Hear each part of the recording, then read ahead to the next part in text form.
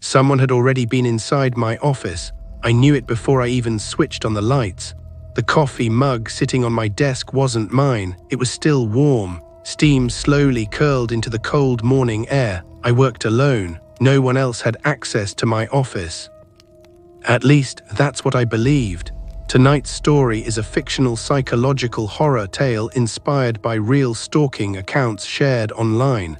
It's about the terrifying realization that someone knows every detail of your daily life, long before you realize they're watching.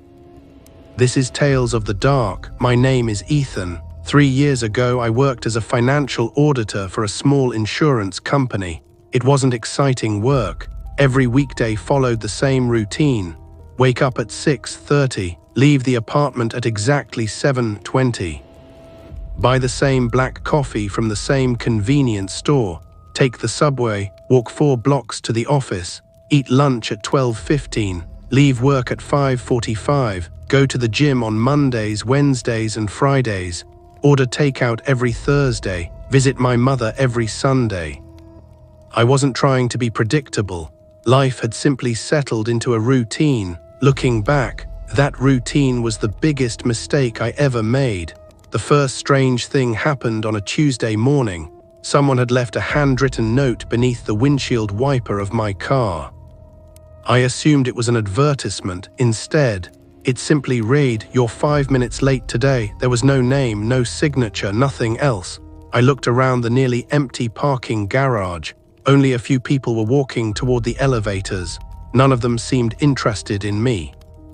I crumpled the note and threw it away. Probably a prank, nothing more. The following afternoon, I found another note. This one was taped to my office monitor. "You skipped breakfast, take better care of yourself." I immediately asked my co-workers if anyone had placed it there.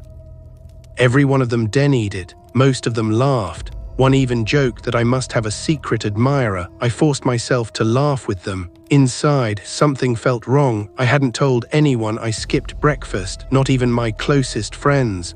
The notes continued. Every few days, always handwritten, always waiting somewhere I couldn't explain, inside my backpack, on my apartment mailbox, under the lid of my trash can, folded inside library books, even tucked beneath the windshield wipers of my car. Each message contained details no stranger should know.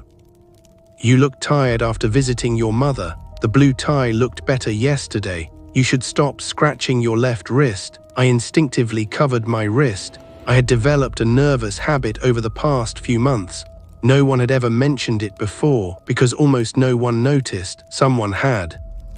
I stopped throwing the notes away. Instead, I began keeping every one of them inside a folder. 23 notes. 23 reminders that someone was watching. I contacted the police. The officer listened carefully, then asked the obvious question, "Has anyone threatened you?" "No." "Asked for money?" "No." "Attempted to contact you directly?" "No." He sighed. "They're strange notes, but there isn't enough here for us to investigate." I left feeling embarrassed. Maybe he was right. Maybe someone was just trying to scare me. Then came the message that changed everything. It appeared on my bathroom mirror, written in steam after I finished showering. "I waited outside your apartment last night." I stumbled backward. The words slowly disappeared as the mirror cooled. Someone had been inside my apartment, or someone had entered immediately after I left that morning. I changed every lock, installed new security cameras, bought motion sensors, window alarms, even a smart doorbell camera for nearly 2 weeks. Nothing happened, no notes, no messages, no signs of anyone watching. I finally relaxed. Then Friday arrived. I returned home after work. Everything looked normal. Until I entered the bedroom. My bed had been made perfectly, hospital corners. The blanket folded tighter than I ever could. I never made my bed, not once. My heartbeat quickened. I searched the apartment, closets, bathroom, kitchen, balcony, nothing. The cameras. I rushed to my phone. Every camera showed exactly what it should. No movement, no visitors, no intruders. The apartment remained empty all day, at least. That's what the recordings showed. I replayed them anyway, again and again. Nothing. I almost convinced myself I had simply forgotten making the bed. Then I opened my closet. My shirts were hanging in a different order. White, grey, blue, black. I always arranged them by sleeve length. Someone else had organized them by color. I sat on the bedroom floor for nearly an hour, trying to think logically. There had to be an explanation. There had to be. Saturday morning. Another note waited on the kitchen counter. You should really organize your closet by color. It looks much better now. I didn't call the police. Instead, I called my landlord. He immediately changed the apartment locks again. He also confirmed something that terrified both of us. Only 2 keys existed, mine and his. Neither had gone missing. I decided to spend the weekend at my mother's house. Sunday evening, I finally returned home. The apartment looked untouched. I almost laughed at myself. Maybe stress really had been affecting my memory. Then I noticed the television. It was already on, muted, displaying live security footage from my apartment cameras. Someone had connected every camera to the television. Every room appeared on the screen. Living room, kitchen, bedroom, hallway. Bathroom, nothing moved until the bedroom camera flickered for less than 1 second. A dark figure appeared standing beside my bed, watching the camera. Then the image returned to normal. I replayed the recording. The figure was gone, as if it had never been there. I unplugged every camera, packed a suitcase, and decided I wasn't spending another night in that apartment. As I carried my bags toward the front door, I noticed one final note folded neatly beneath my keys. I unfolded it slowly. It contained only one sentence. You forgot your umbrella. It's going to rain in exactly 12 minutes. I looked outside. The sky was completely clear, not a single cloud. I almost smiled. Finally, one prediction that would be wrong. I stepped outside, locked the apartment, walked toward my car. Exactly 12 minutes later, the sky exploded with rain, not light rain, a violent thunderstorm. I stood frozen beside my car, still holding the note, because whoever had written it hadn't guessed. They had known. Rain hammered the windshield so hard I could barely see the road. I sat inside my car gripping the note. Exactly 12 minutes, not 11, not 13. Whoever had written it hadn't made a lucky guess. They knew. I drove straight back to my apartment. I didn't care if it was dangerous anymore. I wanted answers. The parking garage was almost empty. The storm echoed through the concrete like distant footsteps. I hurried upstairs, unlocked the apartment. Everything looked exactly as I had left it. The television was off, the lights were off, nothing had moved. I searched every room again, closets, cabinets, under the bed, inside the shower, nothing. Then I remembered something, the building manager. If someone had been entering my apartment, they had to be using another key. The next morning I requested the security footage from the lobby. The manager reluctantly agreed. We spent nearly 2 hours reviewing recordings. Every day looked the same. People leaving, people returning, delivery drivers, maintenance workers, nothing unusual. Then we reached the previous Friday, the day my bed had been made. I watched myself leave for work at exactly 7:19 a.m. The elevator doors closed. The hallway remained empty. Nearly 6 hours passed. Nothing then. The hallway camera flickered, only once, less than a second, when the image returned. My apartment door was slowly closing. Someone had just entered. Neither of us had seen anyone arrive. The recording hadn't captured a single person, only the door. The manager looked confused.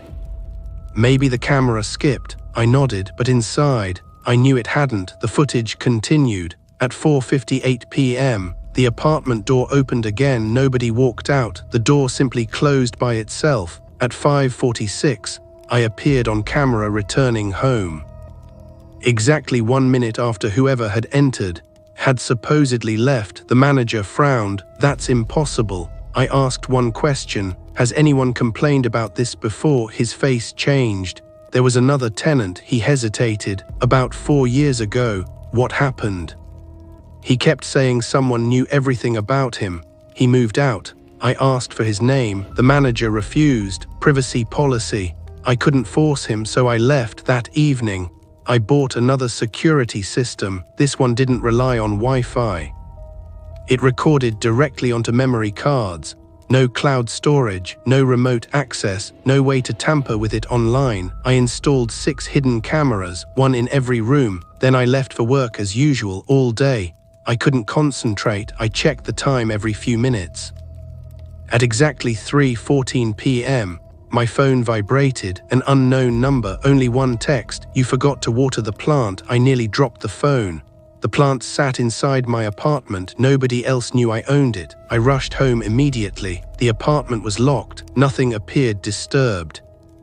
I removed every memory card from the cameras, locked the doors, closed every curtain. Then I watched the recordings. Hours passed. Nothing until 2:41 p.m. Every camera froze, not black, frozen. Exactly 28 seconds when the recordings resumed. Something had changed. The kitchen chair had moved. The bedroom closet stood open. The bathroom light was on. Someone had walked through my apartment during those missing 28 seconds. Someone the cameras never recorded that night. I couldn't sleep. Every sound inside the apartment made me jump. Pipes, elevators, neighbors. Around 2:00 a.m. I heard 3 quiet knocks, not at the front door, inside the apartment, from the hallway closet. Knock, knock, knock. I grabbed the kitchen knife. Slowly opened the closet. Nothing, just coats, shoes, storage boxes. I shut the door immediately. 3 more knocks this time. From beneath my bed, I stepped backward. The apartment suddenly felt impossibly small. I wasn't searching anymore. I ran. I grabbed my keys, my wallet, my phone, and left. I checked into a hotel across town. I didn't tell anyone where I was staying. I paid cash. Used a different parking garage. Finally, I relaxed until the next morning. Breakfast arrived at my room. I hadn't ordered room service. The waitress apologized. It was already paid for. By who? She looked down at the receipt. No name inside the tray. Beneath the coffee cup, awaited another folded note. Good choice. The apartment wasn't safe anymore. I couldn't breathe. Whoever was watching me knew I had changed hotels without thinking. I called my younger sister. She answered immediately. "Ethan," before I could speak. She interrupted me. "Your friend already stopped by." "What friend?" "The one who asked if you got here safely." I spread through my body. "I didn't send anyone." Silence. Then, "What?" She described him. Average height, dark baseball cap, gray jacket, friendly. He smiled the entire time. Asked ordinary questions. Did Ethan seem stressed? Was Ethan sleeping well? Did Ethan still visit Mom every Sunday? He left after only 2 minutes. Never gave his name. I drove straight to my mother's house. She was frightened. The same man had visited her 3 days earlier, asking identical questions. He never threatened anyone, never forced entry, never committed any obvious crime. He simply asked. The police finally opened an investigation. Detectives interviewed neighbors, reviewed surveillance, collected every note. Weeks passed. Nothing. No fingerprints. No DNA. No suspect. Eventually, the investigation slowed, then quietly stopped. Life continued, or at least, I tried pretending it had. 6 months later, I moved nearly 400 miles away. New apartment, new phone number, new job, new routine. I changed everything. I never visited the same coffee shop twice. Never drove the same route home. Never told co-workers where I lived. Slowly, the fear disappeared until one Monday morning, I walked into my new office. A warm coffee sat on my desk, steam still rising. There was no note. Only my name, written neatly on the cup. I didn't drink it. I quietly walked outside, sat in my car, and cried because I finally understood. This had never been about my apartment, or my office, or my routine. It was about me. Someone wasn't following where I lived. They were following wherever I went. Last month, I received an envelope with no return address. Inside, there wasn't a note, there wasn't a photograph, there was only a printed schedule. Monday, 7:18, leaves apartment. Tuesday, 12:11, usually orders soup. Wednesday, gym skipped, looked tired. Thursday, called mother, 23 minutes. Friday, stayed awake until 2:47 a.m. At the bottom, someone had written one final sentence. "You've become much harder to predict. I'm proud of you. I still don't know who has been watching me or how they always find me. Sometimes I'll be walking through a crowded shopping mall and I'll suddenly feel someone looking at me. When I turn, everyone seems normal. Every face is unfamiliar. Every person continues walking, but every now and then, I notice one stranger standing perfectly still, watching, not smiling, not speaking, simply making sure I'm still following my routine. If you are brave enough to hear more nightmares, subscribe to Tales of the Dark, and if you have your own terrifying experience, leave it in the comments or send your story by email. Maybe your nightmare will become the next story told here.